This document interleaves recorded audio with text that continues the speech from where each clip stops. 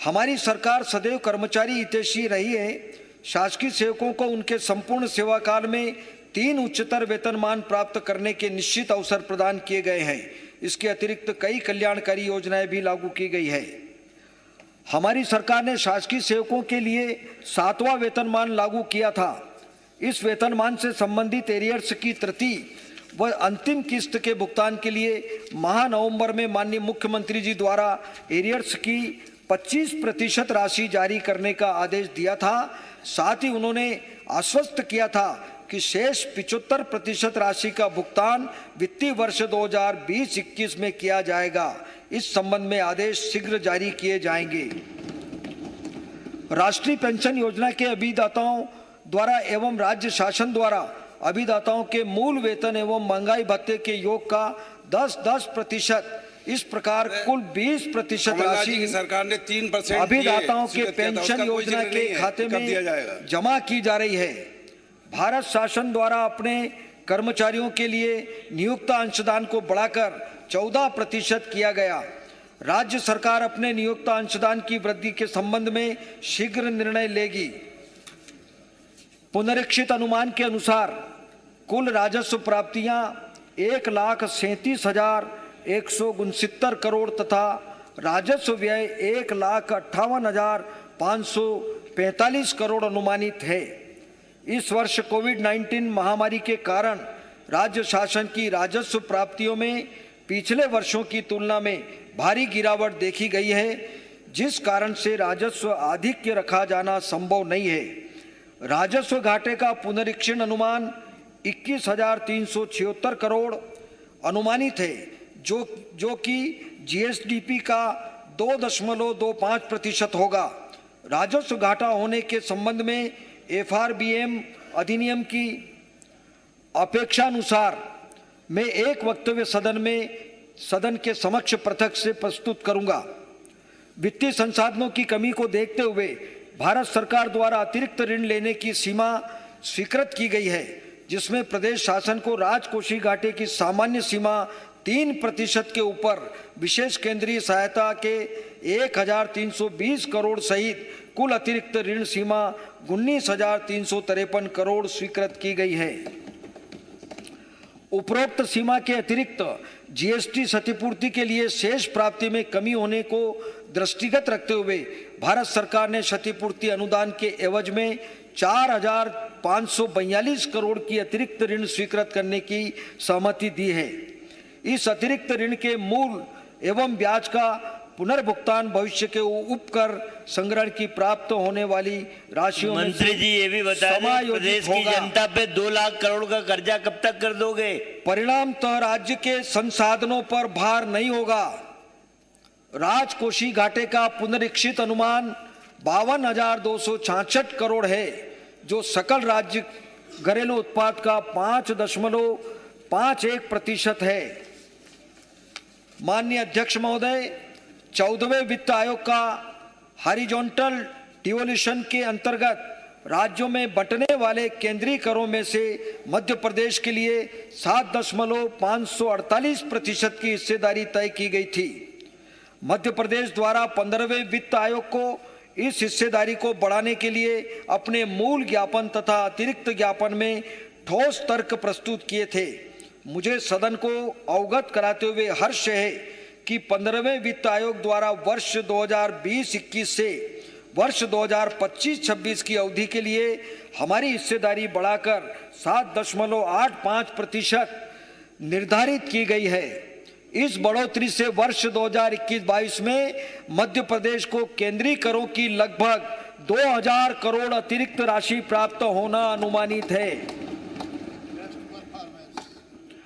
वर्ष 2021-22 में कुल राजस्व प्राप्तियों का बजट अनुमान 1,64,677 करोड़ है। राजस्व प्राप्तियों में राज्य करों से प्राप्तियां 64,914 करोड़ तथा केंद्रीय करों में प्रदेश के हिस्से के अंतर्गत प्राप्तियां 52,247 करोड़ अनुमानित है। कर भिन्न राजस्व प्राप्तियां 11,742 करोड़ तथा केंद्र सरकार से सहायक अनुदान अंतर्गत प्राप्तियां 35,774 करोड़ अनुमानित है। कोविड-19 महामारी के कारण वर्ष 2019-20 की तुलना में वर्ष 2020-21 के पुनरीक्षित अनुमान अनुसार राज्य के स्वयं के कर एवं करेत्तर राजस्व में लगभग 5.05% की कमी होना संभावित है। आशावादी दृष्टिकोण अपनाते हुए वित्तीय वर्ष 2021-22 के लिए प्रदेश के स्वयं के कर राजस्व एवं गैर कर राजस्व में वर्ष 2020-21 के बजट अनुमान की तुलना में लगभग 33% अधिक होने का अनुमान है। इस बजट में कोई नवीन कर अधोरोपित करने अथवा किसी भी कर की दर बढ़ाने का प्रस्ताव नहीं है।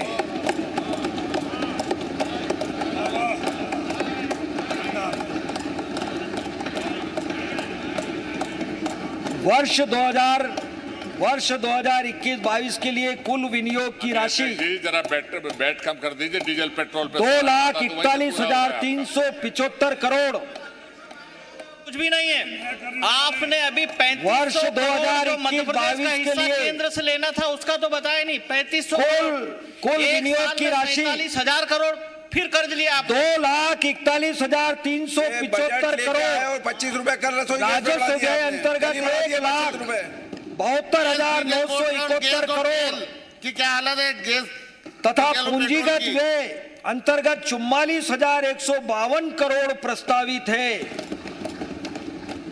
सामाजिक आर्थिक उत्थान की योजनाओं के लिए वर्ष 2021-22 के लिए समग्र रूप से बजट अनुमान 1,12,521 करोड़ है।